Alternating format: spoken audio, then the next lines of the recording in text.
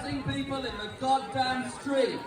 Great to be here, everybody. Nice to see you all. What a time to be in Britain in 2024. The best time of my goddamn life. Because at last I am represented at the highest level of politics in our country. Because our Prime Minister is British, he's Indian, and he's a cunt. Our huge British Indian cunt. This is massive for my community. The British Indian cunt community, the BIC community.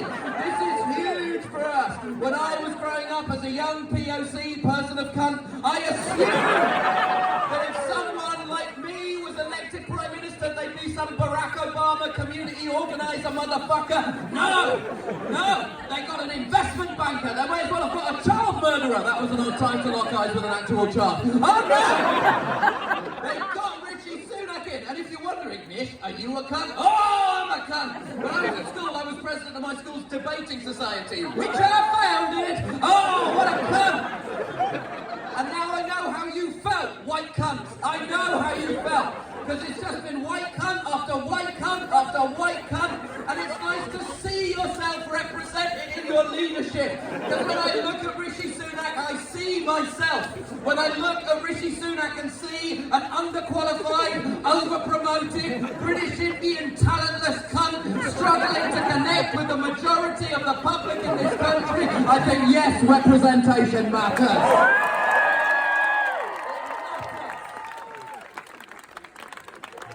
These kids are expanding their vocabulary. So how did we get here? I know there's some young people out here. How did we come to this point that Rishi Sunak is Prime Minister? Let's start in 2010, when a man called David Cameron became Prime Minister. Now, he became Prime Minister because he beat a man called Gordon Brown, because Gordon Brown called a woman a bigot. Here's the thing, she was a bigot. And he was right to call her a bigot. Gordon Brown will go down well in history, not just because of his impeccable stewardship of the country's finances in the immediate aftermath of the global financial crisis, but also because he was the last British politician willing to call a bigot to their face. It wasn't to her face, he was picked up by accident on a hot mic. David Cameron became Prime Minister, and he said, don't worry, I'm a new type of conservative. I'm a cool conservative. I like the Smiths. And it turns out what he meant by that was Morrissey's recent racism. I don't know if you've been following Morrissey's career, but there has been a change in the content of the lyrics. I would go out tonight, but there might be some Indians there. Morrissey, truly there is a white that never goes out. When he came to power, enacted a brutal system of austerity that is so economically nonsensical, it would cause you to fail an economics GCSE if you proposed it. They tried to cut their way out of a recession, which has never worked. It betrays a profound lack of understanding of micro or macroeconomics, and is also the reason why in Britain in 2024 the sentence, I took a train to see a doctor, is a work of science fiction. If you want to see a doctor, you may as well invent a TARDIS. It'd be cheaper, to be quite frank with you. And the worst thing about this is the architect of that policy is a man called George Osborne. He was the finance secretary. He now has a podcast! He has a podcast where he talks about how fucked up Britain is. Can you believe this shit? George Osborne has a fucking podcast, and I was furious when I heard about it. But then I thought for a second, and I thought, actually, this is an example of innovation in the media. Because what podcasts are popular? True crime podcasts. Who do they never get on? The Criminal. In fact, we'd all like to listen to a Harold Shipman podcast, but imagine how much better it would be if it was co-hosted by Harold Shipman. Right, Harold Shipman, he really murdered a lot of people, exploiting your position as a local doctor to do so. Yes, that's right, I did. And do you know when you're murdering a lot of people, what you don't have time for? Meal prep. That's why this week's episode is brought to you by Fellow Fresh. So David Cameron did not convince the majority of the public, so he had to enter into a coalition with Nick Clegg, who was the same man again. I don't know how they did it. They cloned David Cameron exactly. Do you know how offensive it is that people can't tell the difference between me and Ramesh? Between David Cameron and Nick Clegg, two identically talentless white cunts. Do you know how offensive that fucking shit is? Ramesh has glasses! Anyway.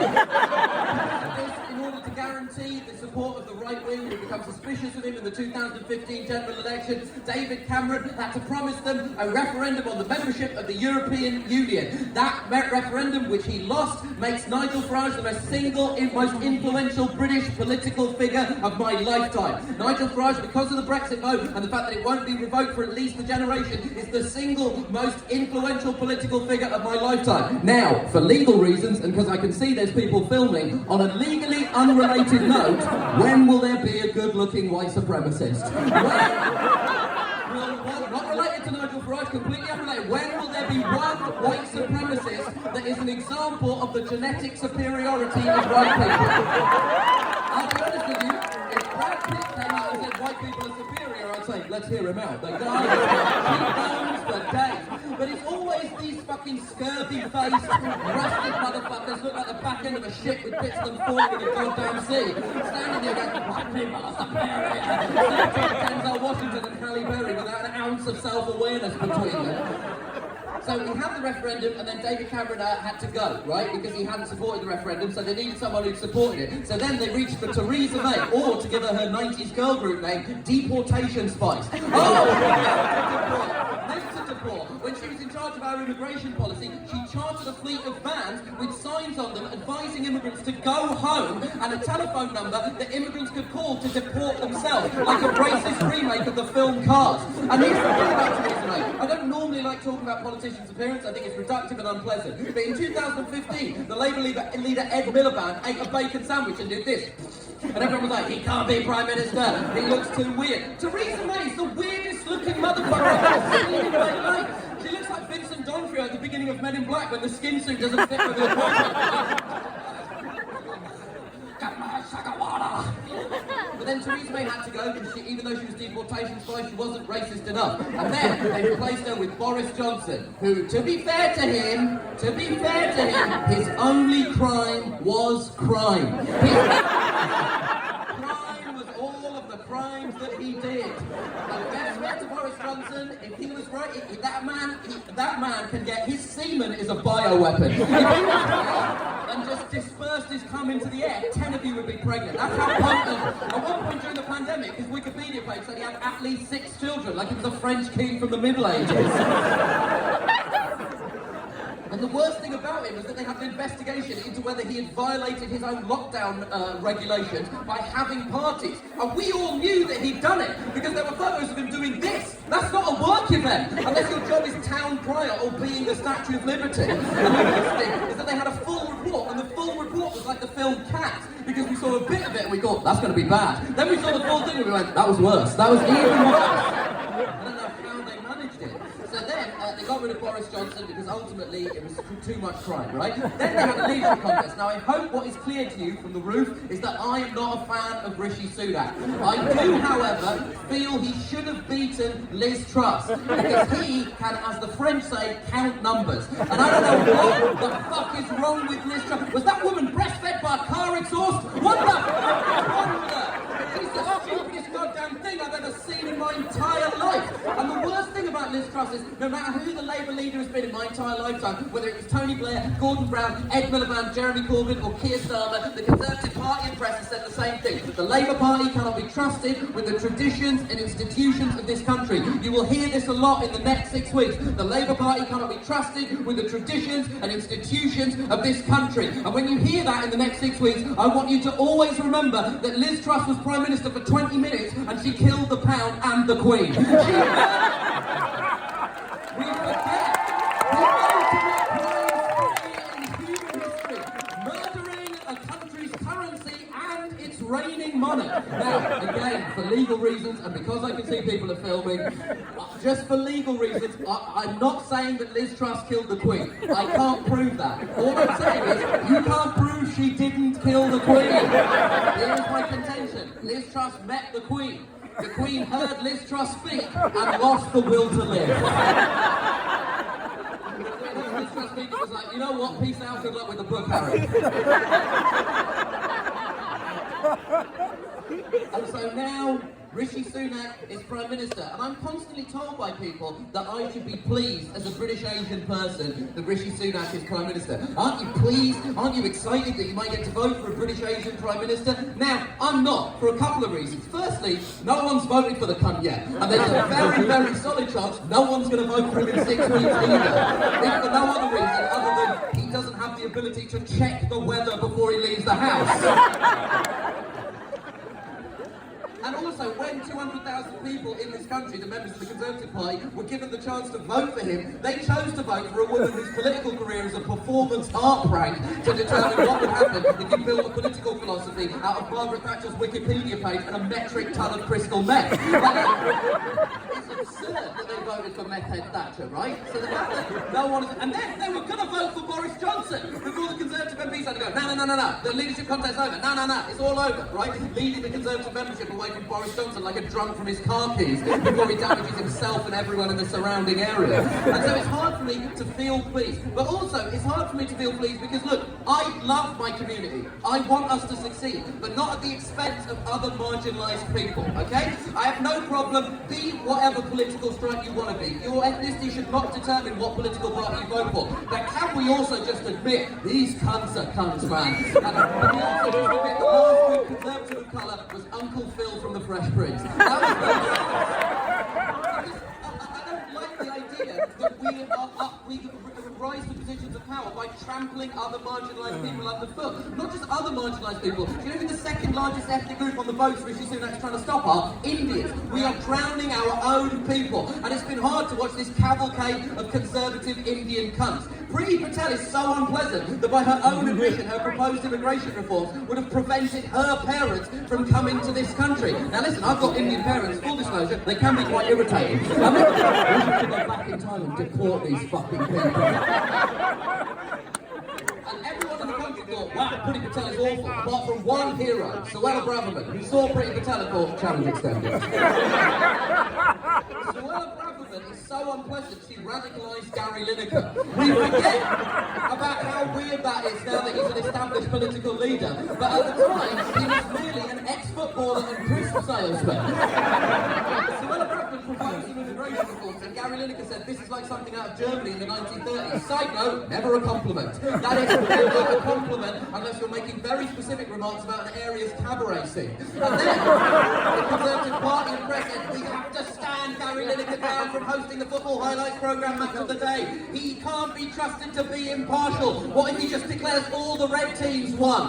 We can't be trusted to be impartial. And then, what was amazing was this is why you should always support striking workers regardless of your industry, because solidarity genuinely works, right?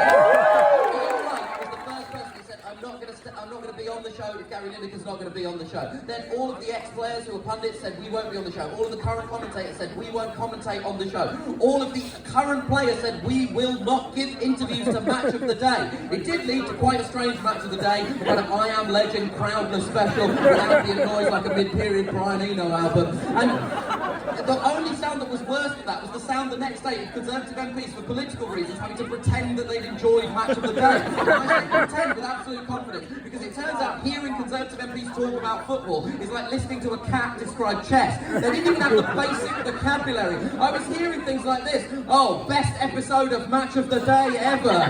Can't wait to go back and binge the whole thing. Without the commentary, you could really hear the sweet sound of footskin upon willow. The hot clang as the metal orb strikes the goal mesh. Umpire, surely a penalising kick from the dot in the goal protector's rectangle. One Conservative MP said, best match of the day ever, great to see all of the goals. What do you think normally happens? A show that for half a century has only existed to show every goal from the top flight of men's professional football. Do you honestly think that some weeks, mid-game, they hard cut back to the studio and Gary Lineker says, we'd love to bring you the end of Liverpool versus Brighton, but unfortunately I'm contractually obliged to read to you from the Communist Manifesto. Martin Engels, truly the Mbappe and Rashford of their day, strikers coming in from the far left.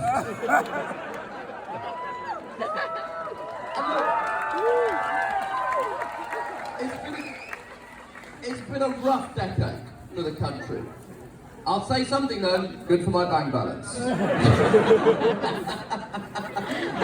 I'm a very specific type of comedian. I know how I'm perceived. About 6 months ago, I was on Oxford Street and I was talking to my brother on the phone and I was saying the Conservative Party is a fucking disease, Nathan. It's a fucking disease that we need to get rid of from our body politic as soon as humanly goddamn possible. And then when I got home, a man had contacted me on Twitter and said, I saw Nish Kumar on Oxford Street today, and it turns out it's not a character.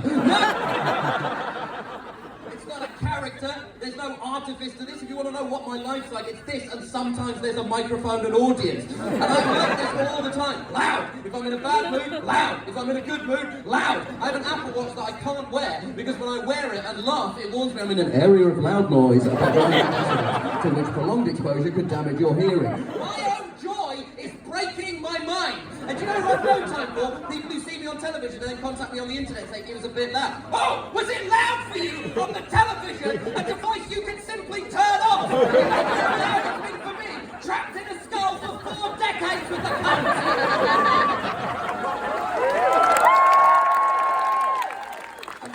I've largely made a living from talking about the news, but what do you do when the news becomes inconveniently unpleasant? You can't turn away. And since October the 7th and the start of the war in Gaza, all I've done is try and read as much as possible. And the one thing I kept reading was, silence is complicity. Your silence is complicity. If you speak out on other issues, your silence is complicity. And I thought, yeah, that's right. Then I saw Richard Madeley talk about it, and I thought, some people need to shut the fuck up. Actually, some people's silence is not complicity, it's an accurate appraisal of the complexity of events relative to their own profound intellectual inadequacy. Richard Madeley was interviewing Layla Moran, a British Palestinian MP who has family in Gaza. He said, well, did your family know there was going to be attack? How the fuck are they supposed to know, Madeley, you dick piece of shit? Was there a rumour going around on Gaza and Pop Bitch? What the hell is wrong with you, Madeley? And I said to my friend, who died and allowed Richard Madeley to have an opinion on the news? And my friend said, technically Piers Morgan. Because technically Piers Morgan had that job, but then he saw a black woman and went insane, and then they gave it to Richard Madeley.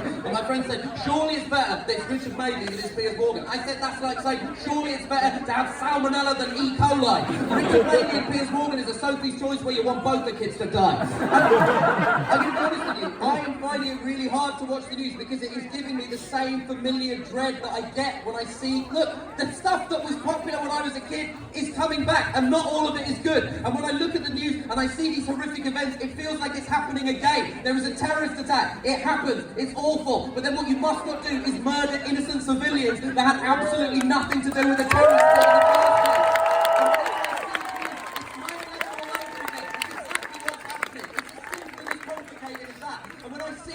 I get the same familiar feeling of dread as when I see 16-year-olds wearing jeans that drag in the mud, or when I read on the New York Times that Limp Bizkit is blowing up on TikTok. I think, Jesus, they bring back all the worst things from the early 2000s. Low-rise jeans, new metal, and the war on terror. Why are these the things you're bringing back? There was better stuff that happened in that era. We should be watching the Lord of the Rings trilogy and taking it like a Polaroid picture.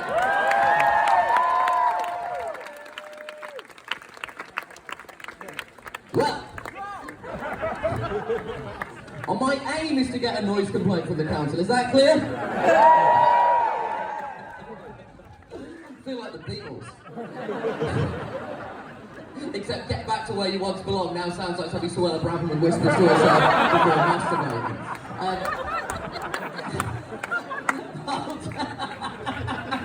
God, some of these kids are young. They've got to learn! Party wants you to do national service. You've got to learn. I'm going to tell you one more story and then I will leave you. Fair warning, there's some quite loud swearing, so again, if you have children around you, maybe get them clear. I'm going to tell you about the time I met Boris Johnson. Now, just for the volume of that reaction, I should make one thing clear. I did not in any way meet Boris Johnson. Here's what happened. In the summer of 2022, I was making a show with my friend Josh Whittaker as part of an outreach programme I'm part of to get more white comedians on television. And men as well. Keep your Pascos, your Ryans, your Bs. Give me your Whittaker, your Gambles, your Acasters. These are the truly oppressed minority. And the premise of the show was that we go and work as local journalists in local newspapers. It was supposed to be a way of celebrating local journalists, local newspapers and local communities. And it was, apart from one day. In the summer of 2022, we were in Blackpool and our editor called us and said, Boris Johnson is going to be here tomorrow. Now, there are two things you need to know. Number one, he was still Prime Minister. And number two, he had called a no confidence vote in himself and won, but not by enough that it wasn't embarrassing. embarrassing. So this was a very significant public appearance. I said, can we go? She said, I'll ask. She requested press passes for me and Josh Widdicombe from the number 10 Downing Street's press accreditation team. The speed of the no she received suggests that my name's mentioned on the Downing Street servers had activated an angry brown man alarm. Beep, beep, beep. Get Bojo in the bunker. So I said, I guess that's over. She said, I thought you came here to meet journalists. Because apparently local newspapers often don't get press accreditation when the Prime Minister is in town, because they just can't be fucked giving it to them. And she said, he can't teleport in there, he has to get in there somehow. What you should do is drive down there, stand by the entrance, and try and yell a question at him. I said, okay. So the next day we're driving there, and we're being filmed, and Josh turns to me and says, Nish, don't do anything silly. And then they cut the cameras, and he turned to me and said, Nish, don't do anything silly. We arrive, I get out the car door, and I see police motorbikes, a blacked out SUV, and police cars, and then more police motorbikes. And I realise that this is Boris Johnson's motorcade, and I start running. Now, this is the only time I will say this in my life. If I'd been assassinated, it would have been partially my own fault. I start running after the car. Josh, out of a sense of preservation of his friend's life, starts running after me. The cameraman, remembering we have to make a TV show, starts running after him. The soundman is attached to the cameraman, so he's just running. And now we're all just running down the road like a high-tech, all-male Benny Hill tribute band. And now, I have no memory of the next 90 seconds of my life. Truly, I have no memory of it whatsoever. I blacked out. I come to, 90 seconds later, Johnson's car has gone behind closed doors, the gates have shut, and he is gone forever. And by this point, I turn to Josh and I say, Josh, I think I called him a piece of shit. And Josh said, are you fucking kidding me? By this point, the soundman Simon, my friend, has caught up with me, and he says, do you want to hear what you just screamed at the Prime Minister of the United Kingdom? I put his sound recording equipment on. There is a bar graph that is fluctuating. It's green, that means it's a good volume level. It goes orange if it's slightly too loud, and it goes red if it's way too loud. This thing was flashing red in a manner that suggests it would have given my Apple Watch a nervous breakdown. And I put on the headphones, and all I can hear is my voice screaming,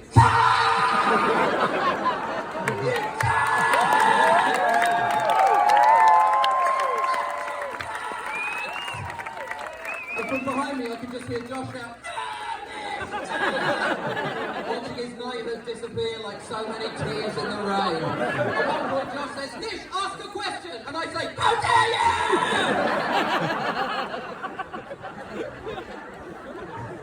Our executive producer has caught up with us. I say, I guess none of that is usable. He says, don't worry. Then he says a sentence that reminds me I don't have a real job. I know I don't have a real job, but he reminded me when he used the following sentence. I think we can bleep 3 cunts. And it turned out, you can truly bleep it. And it went out on television. You can watch me just go, you fucking poop! They've let effing go, and they haven't bleeped another one. Go, you know what that word is, man. And I'm like, you fucking legend. Like everyone.